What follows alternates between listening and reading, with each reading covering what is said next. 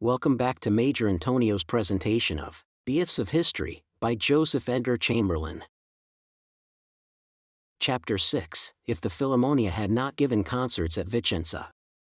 For the sake of variety, perhaps of diversion, in the midst of more serious speculations, let us have an if of musical history, and one which, no doubt, musicians may regard as purely fanciful, totally absurd.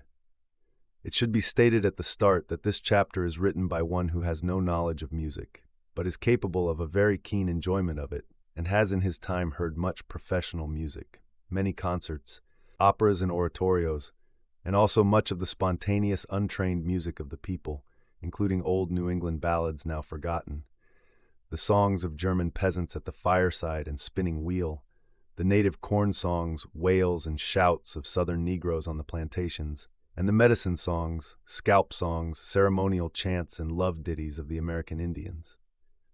The contingency which will be presented here is this. If a certain group of unprofessional singers and musicians in the highly cultivated Italian town of Vicenza, about midway of the 16th century, had not banded themselves together in a society called the Philarmonia, and for the first time in Europe, given musical entertainments to which the public were admitted, the musical institution called the concert might never have existed. And music in that case would have remained a spontaneous expression of human emotion, untainted with what is now called virtuosity, that is, the strife and strain after technical mastery, which affects the whole character of music and diverts it from its original purpose of pleasing the sense and comforting the heart. Expert professional music was a thing of very slow growth. The old chapel masters or choir masters were, of course, in a sense professional, since they lived upon the church, but they had also a sacerdotal character. At the beginning they were always priests. To make a class of professional musicians, vying with one another for mere mastery, the public concert with paid musicians had to be developed. Though the Philarmonia gave public concerts at Vicenza, as we have said, in the middle of the 16th century, concert music and opera music had no general existence for as much as a century afterward. The first opera ever represented was Peri's Eurydice, written about 1600. Even that was merely the expression of a group of enthusiasts, a sort of private attempt to embody a theory of their own about what music should be. It was not until the year 1672 that the first concert with a price for admission was given in London. The price then charged was £1, and the concert was in a private house.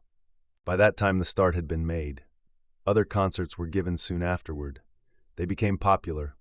There was a demand for skilled musicians and soloists. Performers began practicing for the sake of excelling in technical achievement. By swift and sudden steps, a premium was put upon mechanical perfection in the handling of instruments. The old spontaneous methods of expression gradually became discredited. As a consequence of the new development, two sorts of music grew up in the world. On the one side stood concert music, professional music, virtuoso music. This was difficult and complicated, and it was impossible for ordinary people to sing it or play it.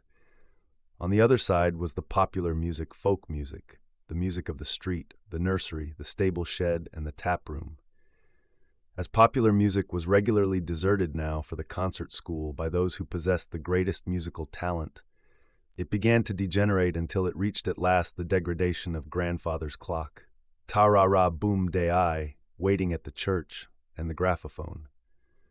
On the other hand, concert music moved farther and farther away from the hearts and the comprehension of the people, until it has become a thing apart from their lives, to be enjoyed almost as much with the eye as with the ear, the interest lying chiefly in the production, in succession, of individual masters, each of whom visibly surpasses the mechanical achievements of his immediate predecessor. If those first concerts had not been given by the Philarmonia at Vicenza, and the idea had not slowly rippled outward thence, like spreading circles from a stone thrown into the water, until it reached Vienna, Paris, and London, what would have been the state of music today? Manifestly, the development of church music would have gone on. The people, no doubt, would have been taking part in magnificent chorals. The masses of the Catholic Church would have their correspondent feature in the anthems and hymns sung in the Protestant churches by the congregations. Every instrument that existed in the 16th century would have been perfected, but not one would have taken on the intricate development which musical mechanism exacts. In other words, the harpsichord would never have become a piano, and the electrical church organ would not have been heard of. We should all play some such instrument as the harp, the violin, the viol, the flute, the pipe, or the dulcimer. All might have been composers, as the Negroes and Indians are today, but on a higher plane. What popular music might be now, but for that unlucky Philarmonia discovery, is suggested by an extract from the writings of Thomas Morley, an Englishman who became a great amateur and introducer of Italian madrigals in his own country. In the year 1597, he wrote that, on a certain evening in England, supper being ended and music books, according to the custom, being brought to the table, the mistress of the house presented me with a part, earnestly requesting me to sing. But when, after many excuses, I protested unfeignedly that I could not, one began to wonder. Yea, some whispered unto others, demanding how I was brought up.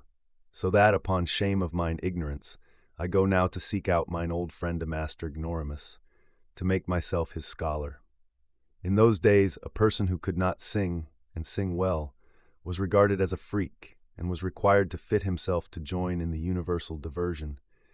If we had not turned over our music-making to professionals, it would be so now. Instead of going to the concert or the opera after the evening meal, or playing bridge or talking scandal, people would have participated in the singing of madrigals, glees, or whatever other sort of popular spontaneous music had been developed, and all would have been sustained and uplifted by the exalted joy that comes from joining with others in the production of good music.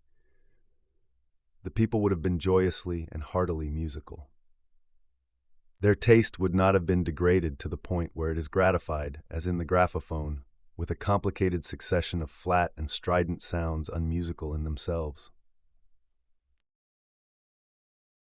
This concludes today's reading of the Ifs of History by Joseph Edgar Chamberlin. Join us also next Sunday for the subsequent part. Subscribe to Major Intonio's channel. Thank you for listening, and so long.